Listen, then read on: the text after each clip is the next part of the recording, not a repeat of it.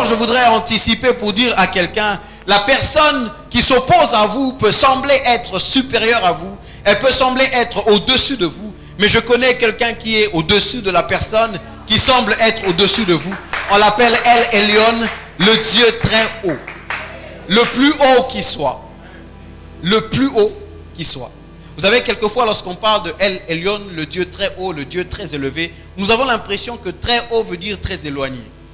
Parce qu'en fait, dans nos calculs, lorsque plus une chose est élevée en hauteur, plus loin elle est de nous. Alors quand on parle de Dieu très haut, même quand je parle comme ça, aux autres sont pénatés parce que tu as l'impression que ton chef est beaucoup plus réel. Tu as l'impression que le problème auquel tu fais face est beaucoup plus réel. Je voudrais te dire ce soir que très haut ne veut pas dire très éloigné. En fait, c'est même ça avec Dieu. Il peut être très haut mais être très présent. Il peut être très haut et être très à côté de toi. Je suis venu t'annoncer ce soir que peu importe l'opposition à laquelle tu fais face, Dieu, le Dieu très haut, est avec toi. Quand on parle d'opposition, on parle donc de l'action de faire obstacle à quelque chose. Faire obstacle. Empêcher une chose de se produire. S'opposer, c'est empêcher. S'opposer, c'est un peu comme dire non. Dire non. Il y a des choses qui étaient sur le point d'arriver, mais vous avez comme l'impression que quelqu'un dit non. Vous avez comme l'impression que des circonstances disent non. Vous avez comme l'impression que les situations disent non. Jusque-là, les choses semblaient avancer. Et vous avez comme l'impression qu'il y a un non qui se lève devant vous, comme une forme de barricade. Ce soir, je voudrais nous dire que vous n'êtes pas la première personne à connaître une opposition. Plusieurs ont connu des oppositions avant vous. Plusieurs connaissent des oppositions avec vous. Plusieurs connaissent des oppositions et vous ne les connaissez même pas. Et la parole de Dieu est remplie des exemples des gens qui ont connu des oppositions. La parole de Dieu est remplie des exemples des personnes qui ont rencontré des forces contraires sur leur chemin. D'ailleurs, la Bible nous dit que nous sommes environnés d'une grande nuée de témoins. C'est-à-dire que lorsque tu traverses une situation, il y a quelqu'un qui, avec Dieu, a traversé la même situation, dont l'histoire te dit, en fait, tu peux être en train de passer par ceci, mais j'ai traversé les mêmes choses. Je sais que ça ne s'arrête pas là. En fait, vous pouvez traverser des situations compliquées et trouver l'histoire de Joseph qui vous dit, je sais quand on te jette dans le puits, je sais quand on t'accuse faussement, je sais quand on t'arrête et qu'il y a des vraies preuves. Vous savez, avec Joseph, il y avait des vraies preuves d'une situation qui ne s'est pas passée. Comment est-ce qu'on peut justifier que Elamba et Joseph et Zanamaboko et moi c'est à Potiphar? Qu'est-ce que tu peux dire pour te justifier? On a ton vêtement. Qu'est-ce que tu peux raconter? Tout le monde connaît la version. Qu'est-ce que tu peux rencontrer? Ça s'élève devant toi. Mais l'histoire de Joseph, si Joseph pouvait te parler, il te dirait, je sais comment ça se passe. On passe par là, mais on ne s'arrête jamais là. En fait, j'aime quand David est en train de dire dans le psaume 23, quand je marche dans la vallée de l'ombre de la mort, quand je traverse la vallée de l'ombre de la mort. En fait, la vallée de l'ombre de la mort, on n'y habite pas, on la traverse. Je voudrais dire à quelqu'un ce soir, je ne sais pas qui t'a donné l'autorisation de bâtir dans la vallée de l'ombre de la mort, mais Dieu m'envoie ce soir avec une note de déguerpissement forcé. Ce soir, je suis venu déguerpir quelqu'un.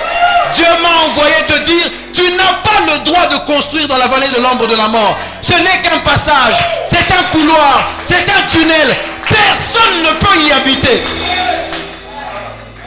David ne dit pas quand j'habite la vallée de l'ombre de la mort, quand je traverse.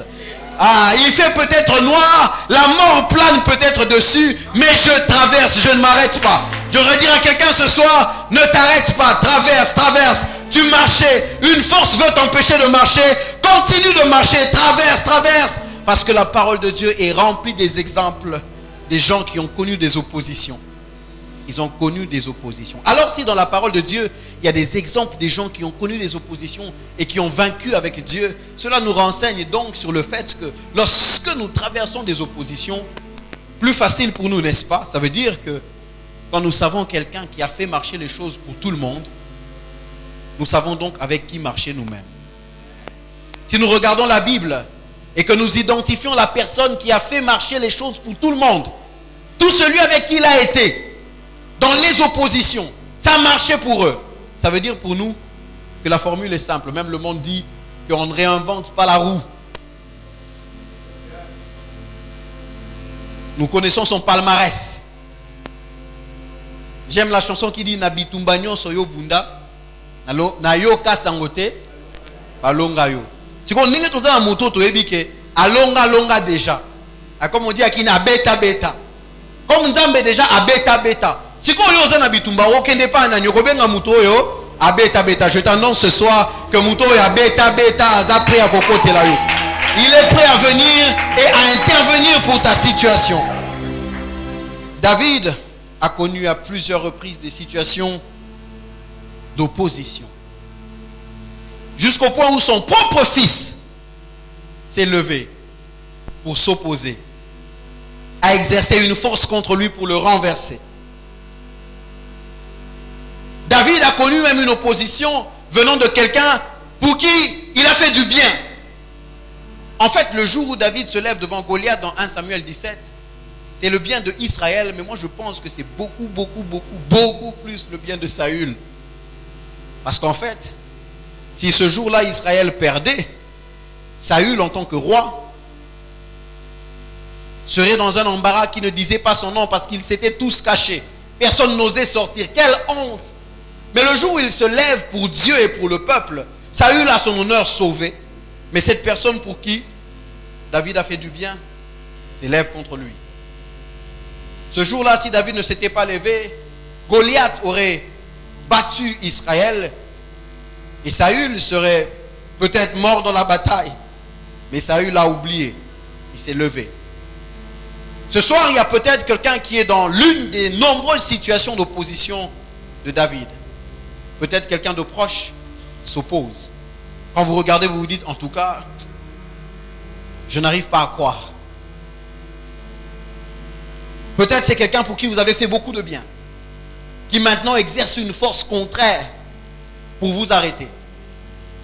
Néhémie a connu une opposition aussi quand il devait faire le travail de bâtisseur, je dirais de rebâtisseur. Il a connu une opposition aussi. Joseph a connu une opposition venant de ses frères aussi. Je vais nous dire quelques vérités. La première, l'opposition est inévitable sur le chemin de l'accomplissement des plans de Dieu. L'opposition est inévitable. Vous savez, ça aurait été simple pour nous. On aurait tous voulu marcher sur le chemin facilement, que rien ne nous arrive, que personne ne s'oppose à nous, que tout aille comme sur les roulettes. Mais la vérité, et je me dois de vous dire la vérité, c'est que l'opposition est inévitable sur le chemin de l'accomplissement des plans de Dieu. Un homme disait, si tu ne rencontres pas le diable sur ton chemin, fais attention, peut-être que tu fais route avec lui. Parce que l'opposition est inévitable. La deuxième vérité, c'est que l'opposition peut provenir des sources les plus insoupçonnées. J'ai un peu touché ça tout à l'heure. L'opposition peut provenir des sources les plus insoupçonnées. Nous ne saurons pas toujours d'où viendra l'opposition. Quelquefois, ça viendra du côté où on ne regarde pas. Vous savez, dans la vie, on se dit, tout le monde peut me faire ceci, sauf. Quand on dit sauf, ça veut dire de ce côté-là, on n'est plus sur ses gardes. On est sur ses gardes sur les autres entrées. Mais quelquefois, les oppositions nous viennent du côté où nous ne sommes plus sur nos gardes, parce que nous ne savons pas toujours. Un jour, David, justement, va pour prendre des nouvelles de ses frères et leur apporter un petit rien. Pendant qu'il y est, il se rend compte qu'il y a un géant qui se lève et qui terrorise tout le peuple de Dieu. David se lève et il veut répondre. Eliab, son frère, dit, 1 Samuel 17, 28, Eliab, son frère aîné, son propre frère, s'est levé. Il avait entendu David parler à ses hommes. Il fut enflammé de colère contre David et il dit, pourquoi es-tu descendu? À qui as-tu laissé ce peu de brebis dans le désert? Je connais ton orgueil et la malice de ton cœur. C'est pour voir la bataille que tu es descendu. Il s'oppose à ce que David est sur le point de faire. Il dit, je connais ton orgueil et la malice de ton cœur. Frères et sœurs, si Eliab témoigne contre toi, qui ne le croira pas? Il dit, je connais. Il dit, nayebiyo. Orgueilleux, malicieux. David se rend compte que son frère s'oppose à ce qui est sur le point d'arriver. Les frères de Joseph, comme je l'ai dit, se sont opposés à lui. Quelquefois, ce sera au travers des accès les moins gardés, nos côtés les moins couverts, que l'opposition viendra. Mais ce soir, je parle à quelqu'un qui est ici. Frères et sœurs,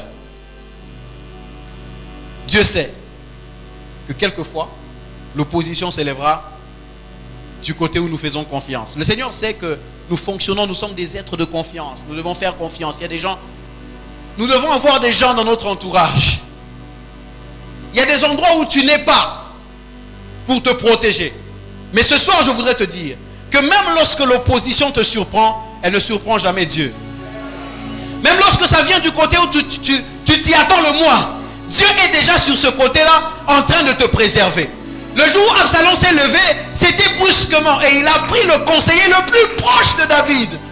David ne pouvait pas y croire. D'ailleurs, dans Psaume 55, il est en train de pleurer. Il dit, si c'était l'ennemi qui venait m'insulter, je supporterais.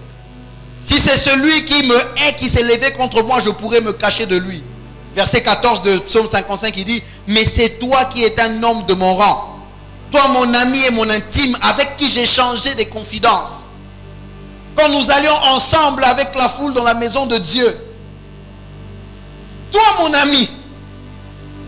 Mais même si son fils, biologique, son propre fils, s'est allié à son ami le plus intime, avec lequel il échangeait des confidences. Quand il se lève brusquement sans que David ne soit préparé à s'opposer contre lui, à le renverser, le Dieu qui n'est jamais pris de court était déjà là.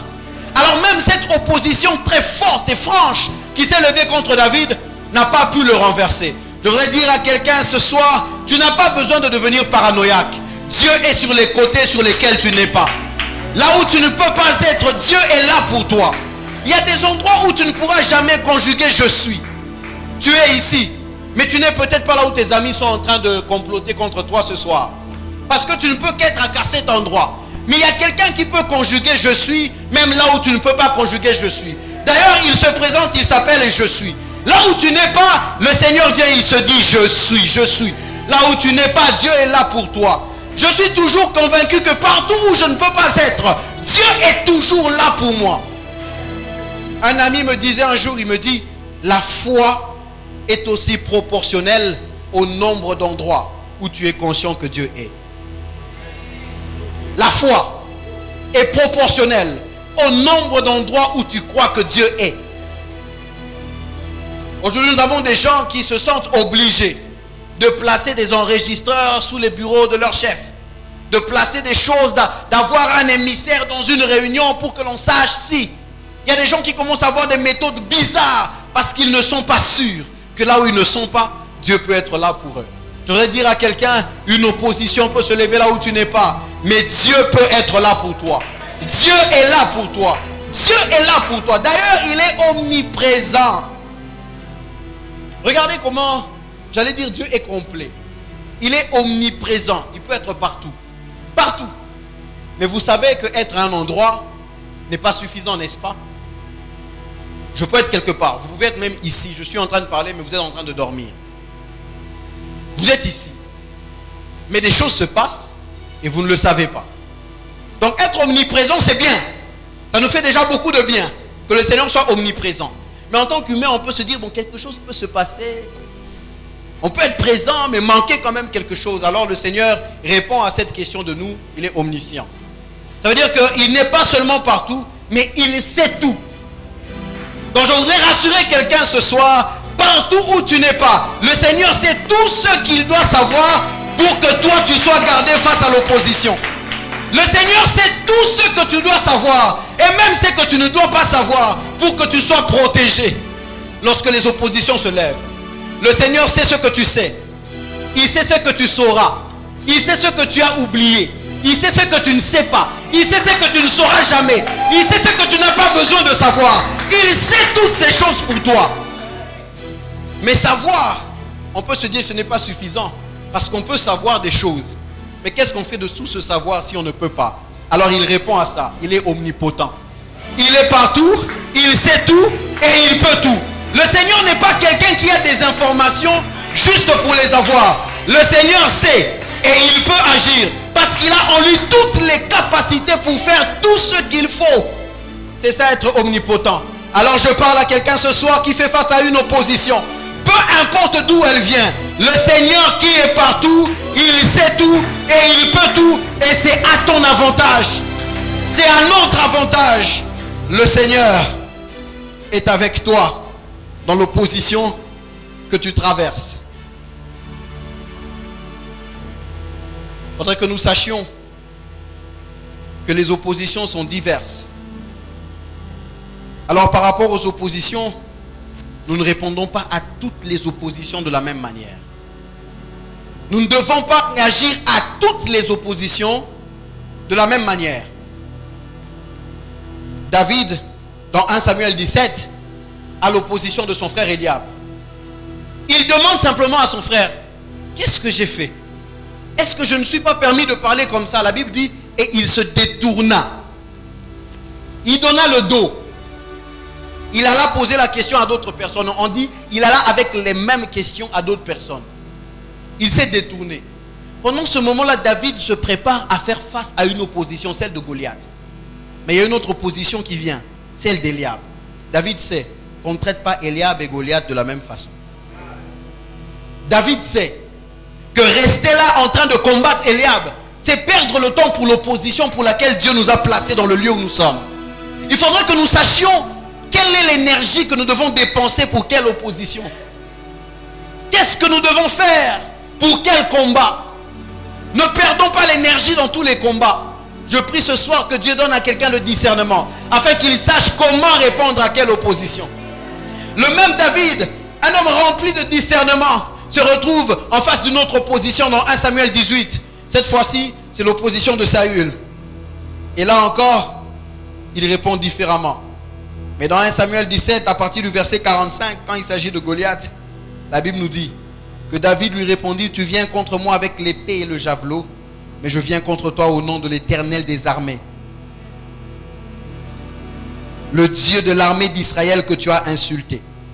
49, il mit la main dans sa gibecière, il prit une pierre et la lança avec sa fronde.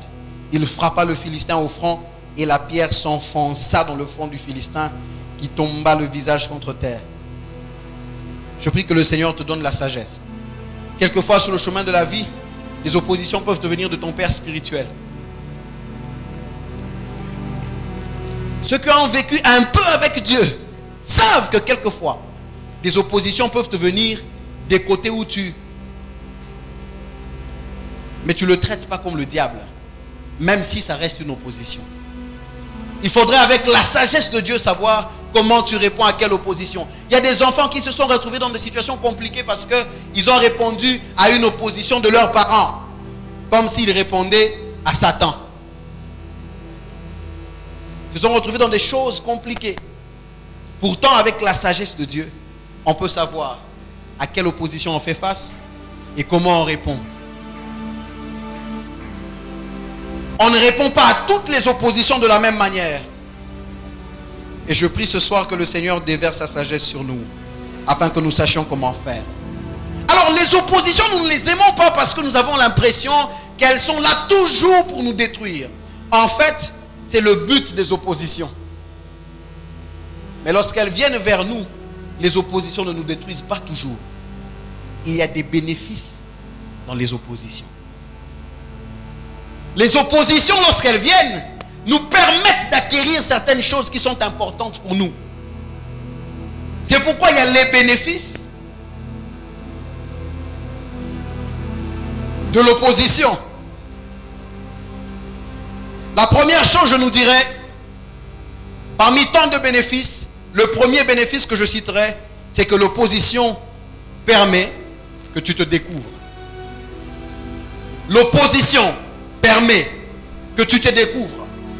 C'est lorsque tu es en face d'une opposition, c'est lorsque tu es en face des situations difficiles que tu commences à découvrir certaines choses que Dieu a placées en toi. Que tu commences à découvrir certaines aptitudes que Dieu a enfouies en toi. C'est devant des choses comme ça que tu commences à découvrir que tu es quelqu'un que Dieu a choisi. Juge 6, verset 12. Juge 6, 12. C'est une histoire que nous connaissons. C'est l'histoire de Gédéon. Au verset 12, la Bible dit, l'ange du Seigneur lui apparut et lui dit, le Seigneur est avec toi, vaillant héros. Certaines versions disent, valeureux combattant. Certaines autres versions disent, vaillant guerrier. Vaillant guerrier. C'est ce jour-là que Gédéon apprend que Nzoka a un vaillant guerrier. Ça, il ne savait pas. Mais c'est à la faveur d'une situation difficile, à la faveur de la présence des Madianites qui se lèvent pour s'opposer contre le bien d'Israël, qu'un ange lui apparaît pour lui dire, en fait, ce que tu attends que Dieu fasse, et même ce que tu n'attends même plus parce que tu as perdu espoir, c'est par toi que Dieu veut passer, parce que tu es vaillant héros. Je voudrais dire à quelqu'un qui traverse une opposition, c'est le temps pour toi de te connaître. Tu es un vaillant guerrier. Tu es un vaillant héros. Tu es un valeureux combattant. Tu es un vaillant guerrier. Vaillant guerrier. Dieu l'appelle d'un nom qui ressemble à un nom dont on appelle Dieu lui-même. Dieu l'appelle guerrier et vaillant. Or, c'est comme ça que nous appelons Dieu. Guerrier, vaillant. Dieu est en train de le voir. Dieu lui dit, il y a quelque chose de moi en toi. Il y a quelque chose de moi. Il y a quelque chose en toi qui me ressemble. Seulement tu ne peux pas encore le voir. Frères et sœurs, quelquefois les oppositions sont comme un miroir. Je voudrais dire à quelqu'un ce soir, l'opposition qui se lève devant toi, serre-t'en comme un miroir. Regarde-toi dans l'opposition et commence à arranger les choses que tu dois arranger. Prends ta boîte à maquillage. Commence à placer le courage à côté. Un tu fais un joue. Au tien courage, mon pandi koto. Au tien détermination koto. Au tracé ma sourcil yamakasi. Parce que l'opposition est un miroir qui te montre ce que tu es en réalité. Moi, je commence à me comporter devant les oppositions comme si j'étais dans un salon de coiffure. Quand je regarde comme ça, je dis non. Il faut coin. Parce qu'opposition est comme un miroir pour Nangaï. J'aime quand David dit, tu dresses une table pour moi en face de mes adversaires. David est en train de dire, en fait, les adversaires deviennent pour moi comme une horloge. Quand je les vois, je me dis, oh, tant qu'on est coquille. Parce que Messa est lignée. Frères et sœurs, je voudrais dire à quelqu'un, change la façon dont tu vois l'opposition. Change la façon dont tu vois l'opposition. Parce que l'opposition te renseigne sur toi. David pouvait traverser des situations difficiles et se dire, pourquoi t'as battu oh mon âme? Son esprit parle à son âme. Parle-toi à toi-même.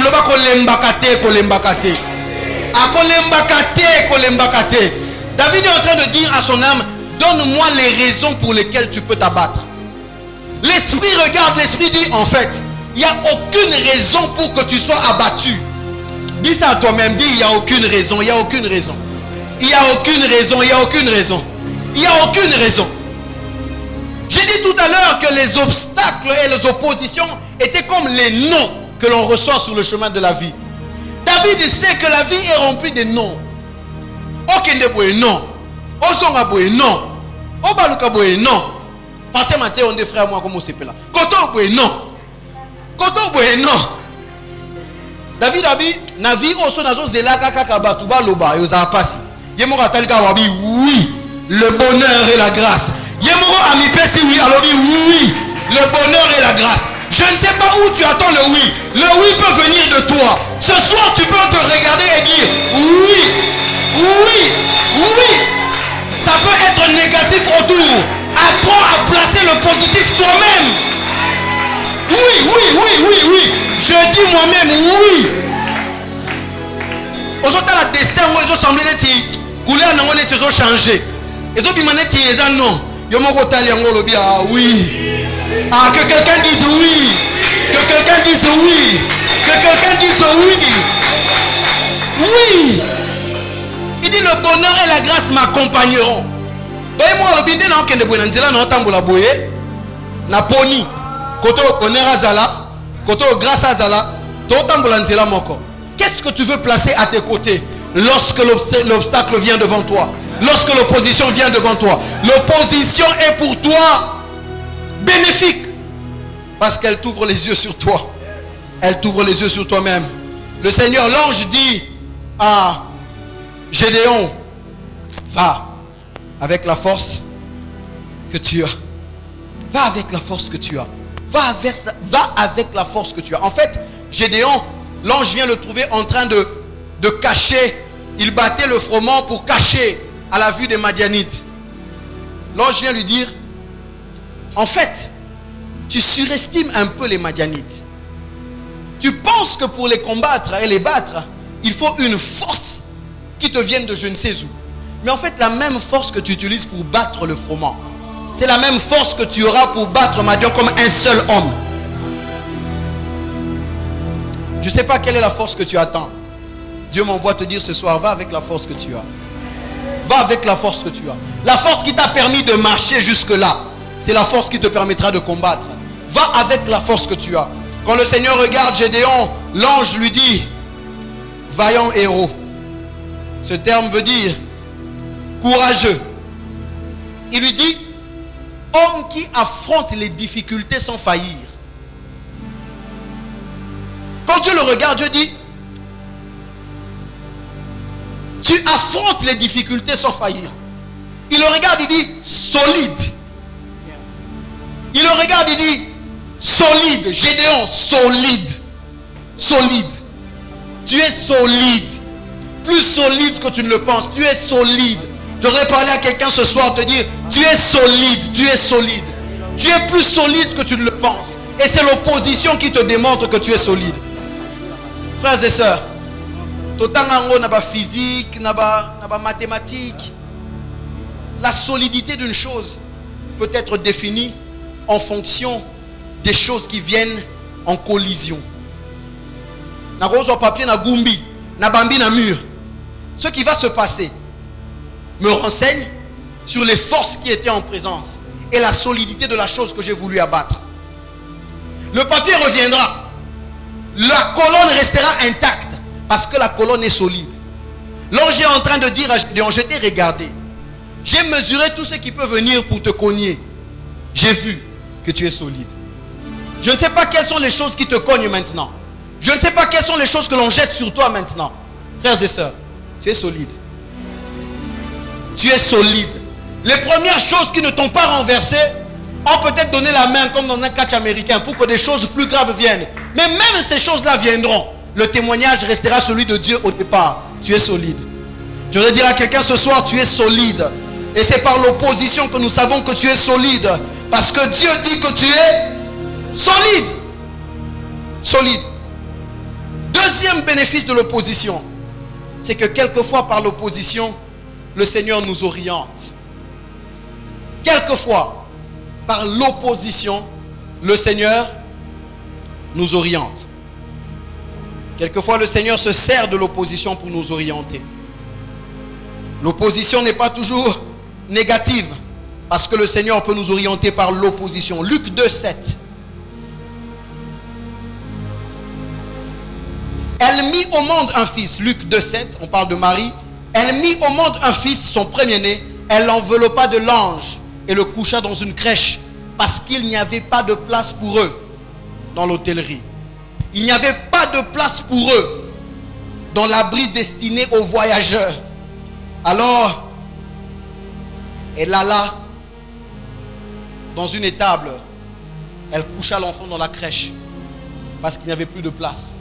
Lorsque Marie vient, elle rencontre un non à la porte. Il n'y a plus de place. Mais elle a compris qu'en fait, le fait que les hôtelleries soient pleines, le fait que les places soient pleines, n'annule pas la venue de l'enfant Jésus. En fait, certains d'entre nous pensons que quand une porte est fermée, ça veut dire que l'enfant que nous avons doit être avorté. Je voudrais dire à quelqu'un, une porte de l'hôtellerie peut être fermée, mais il n'y aura pas de fausse couche. Jésus doit naître. C'est seulement une réorientation. C'est une redirection vers l'endroit prophétique, l'endroit où tu dois aller, l'endroit où Dieu t'attend. Ne laisse pas les portes fermées te faire avorter la destinée. Les portes fermées, quelquefois, sont des panneaux qui nous indiquent l'endroit des portes ouvertes. Je voudrais parler à quelqu'un ce soir. Tu sais que Dieu a fermé une porte ou que les hommes ont fermé une porte. Quelquefois, frères et sœurs, toutes les portes ne sont pas des portes à forcer. Quelquefois, l'opposition est une redirection. Dieu veut simplement te dire, ici c'est plein, mais il y a un autre endroit, l'endroit de la prophétie, l'endroit de la prophétie. L'agneau de Dieu devait venir et il fallait qu'il vienne, qu'il soit couché dans une crèche. Il y a un lieu qui correspondait. Alors l'opposition qu'il a rencontrée, le nom qu'il a rencontré n'était pas fatal par rapport à ce qui devait se passer. Frères et sœurs, ce que Dieu a prévu arrivera même si l'hôtellerie est fermée. Ce que Dieu a prévu pour toi arrivera même si tu n'es plus dans ce travail-là. Dieu t'a parlé d'une destinée. Tu étais déjà dans le cabinet. Tu pensais que la destinée arriverait par là. On t'a mis dehors. Tu penses donc que la destinée est avortée? Pas du tout. Ça ne dépend même pas de là. Ça ne dépend pas de l'hôtellerie. Dieu te dit que la destinée arrivera même en dehors des portes desquelles on t'a chassé. La destinée verra le jour. Peu importe les endroits où on ne t'a pas laissé accéder. La destinée verra le jour. Peu importe les oppositions. Parce que quelquefois, les oppositions sont une réorientation de Dieu. Je parle à quelqu'un ce soir. Quelqu'un a fait des calculs. Tu pensais que tu ne serais grand que par la polytechnique. Mais il est arrivé que Dieu t'emmène en agronomie. Ta destinée n'est pas avortée.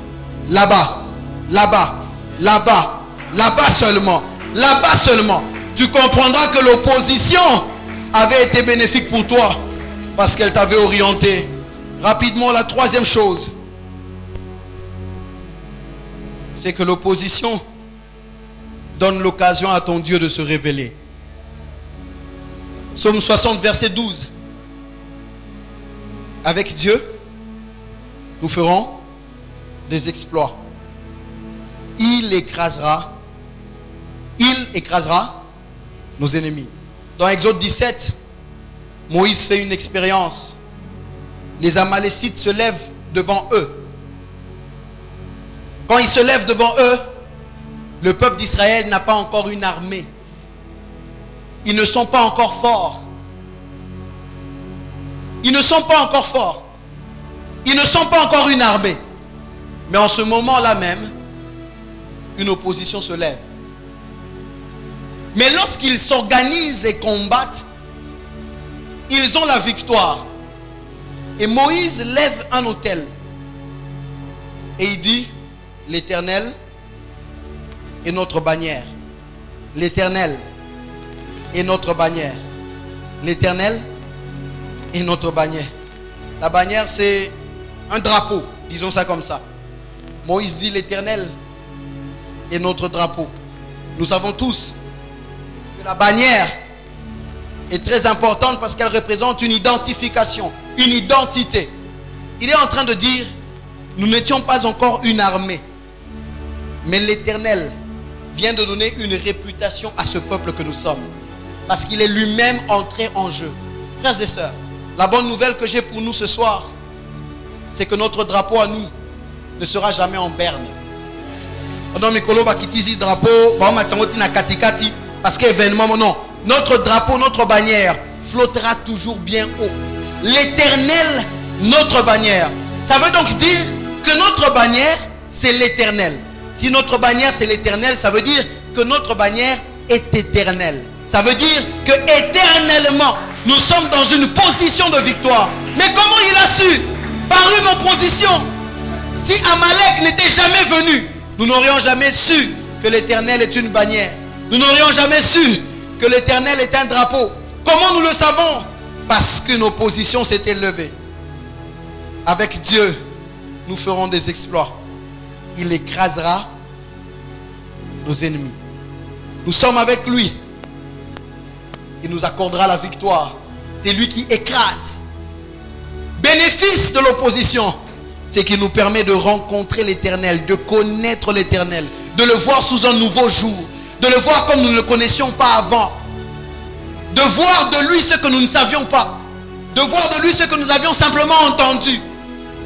Je voudrais annoncer à quelqu'un ce soir que l'opposition que tu rencontres te fera adorer Dieu à la fin. Ah, tu seras couronné après ce combat. Ah, tu seras couronné après ce combat. C'est après le combat que tu sauras que l'Éternel est roi. roi des rois. C'est après que tu sauras. Après que tu aies traversé ce moment. Après que tu sois passé par ce moment. Tu verras Dieu d'une nouvelle manière. Tu auras une nouvelle révélation de Dieu. Tu le verras différemment. Tu le verras différemment. Dans 2 Rois 6, 16. Le prophète rassure son fils. Il lui dit, ceux qui sont avec nous sont plus nombreux. Tu ne vois pas. Tu ne sais pas. Mais ceux qui sont avec nous sont plus nombreux. Il dit, en fait, tu passes le temps à regarder leur nombre. Parce que tu n'as pas encore vu notre nombre. Mais c'est par l'opposition que tu sais que si ce jour-là n'était pas arrivé, il n'aurait jamais su que ceux qui sont de notre côté sont plus nombreux. Je ne sais pas combien se lèvent contre toi. Je t'annonce ce soir que par cette opposition, tu sauras que ceux qui sont avec toi sont plus nombreux. Que ceux qui sont avec toi sont plus nombreux. L'homme de Dieu l'a su au travers d'une opposition, au travers d'un problème, au travers de ceux qui s'étaient levés. La dernière chose que je voudrais partager ce soir, c'est que l'opposition te permet de te rapprocher de ton allié. À chaque fois qu'il y a opposition, nous avons une idée claire sur nos alliés. Nous savons. Nous commençons à voir qui était avec nous et qui ne l'était pas. Mais au-delà de tous ces alliés, ces partenaires de prière, ces hommes qui peuvent nous aider, nous avons un allié par excellence. Et les moments d'opposition nous permettent de nous rapprocher de lui davantage. Davantage. Psaume 3.3 nous dit, à partir du premier verset déjà, le psalmiste dit, Seigneur, tu vois mes ennemis et tous ceux qui se lèvent contre moi. Il y en a qui disent de moi plus de salut pour lui en Dieu. Il dit, mais toi, ô Éternel, tu es mon bouclier. Il se rapproche de lui. Il dit, tu es ma gloire et tu relèves ma tête. Il passe plus de temps avec lui parce qu'il voit le nombre de ceux qui se lèvent contre lui.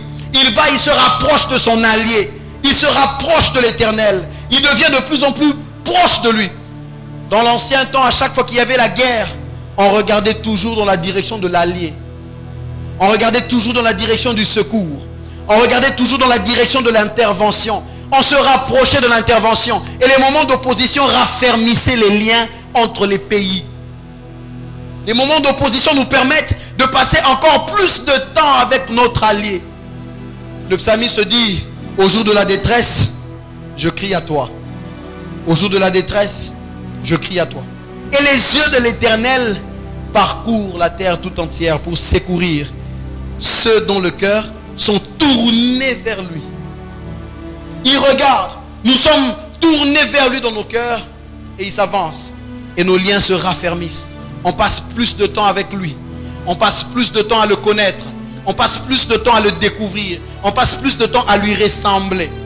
Ainsi, ceux qui comprennent ce bénéfice de l'opposition, lorsqu'ils sortent de l'opposition, ils ne sortent pas pour se venger. C'est pourquoi vous verrez dans Genèse 50, verset 20, Joseph peut dire à ses frères, vous aviez prévu, normalement, le mal devait m'arriver, mais Dieu l'a changé en bien. Pour que les choses se passent comme elles se passent maintenant, pour qu'un grand nombre soit sauvé. Il a compris. Comment il a compris ça? C'est pendant les moments de l'opposition. Quand il est jeté, il se rapproche de Dieu. Quand il crie vers Dieu, il devient de plus en plus comme lui. C'est pourquoi lorsque Jacob bénissait, Jacob parlant de Joseph dit, il est devenu le berger de ses frères. Berger de ses frères veut dire qu'après l'opposition, il s'est placé au-dessus. Parce que les brebis ne peuvent rien sans leur berger. Il dit, Joseph est devenu incontournable, mais en même temps, il est devenu celui qui prend soin de ses frères. Frères et sœurs, après l'opposition, quand Dieu te donne la victoire, tu deviens incontournable. Mais c'est ce que tu as appris dans l'opposition qui fera en sorte que tu te comportes d'une certaine manière lorsque tu deviens incontournable. Je crois ce soir que quelqu'un deviendra incontournable après l'opposition. Mais ce que tu feras dépendra de ce que tu as compris dans les bénéfices de l'opposition. Quand tu as compris que l'opposition a pour but de te rendre comme Dieu, lorsque tu sors, ce n'est pas pour que Batouba Melama Inatonga, c'est pour que tu sois une source. Lorsque tu en sors, Tu deviens berger de tes frères. Parce que tu as compris ce que l'opposition était venue faire dans ta vie. L'opposition était venue pour te placer stratégiquement. Je voudrais parler à quelqu'un ce soir. Tu te dis, basé là, jour n'a kozwa. Mamali qui n'a bu soit komona. Dieu te dit, l'opposition c'est pas pour ça. Quand tu sors, tu deviens positionné. Mais pendant l'opposition, si tu te rapproches de Dieu de plus en plus, ton cœur est changé en la même image. Et lorsque tu sors, tu sais pourquoi Dieu a permis que tu passes par là. Je voudrais que quelqu'un se lève avec moi ce soir. Nous allons prier.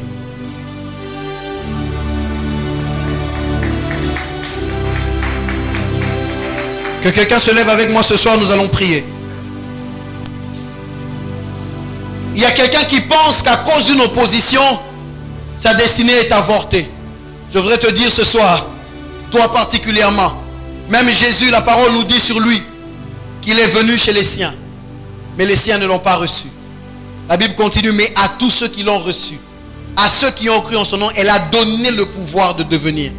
En d'autres termes, le fait qu'on l'ait refusé quelque part n'a pas tué ce qu'il avait à donner. Il est allé le donner ailleurs. Ce que le Seigneur a placé en toi n'est pas mort à cause de l'opposition. Ce n'est pas mort à cause de l'opposition. Le Seigneur me pousse à insister sur ce deuxième point pour quelqu'un qui pense qu'un nom qu'il a reçu a condamné sa vie. Une expulsion, Nafna université. Tu penses que c'est fini. Je voudrais te dire ce soir, ce n'est pas fini. Le Seigneur vient de t'orienter différemment. Le Seigneur vient de t'envoyer à un autre endroit. Le Seigneur t'emmène différemment. Mais ce que tu as à donner, tu le donneras quelque part. Ce sera un don dont plusieurs bénéficieront. Parce que l'opposition a aussi ce but-là. Je voudrais que tu élèves ta voix et que tu commences à prier le Seigneur. Je ne sais pas ce que Dieu t'a dit, mais je voudrais que tu élèves ta voix et que tu commences à prier le Seigneur.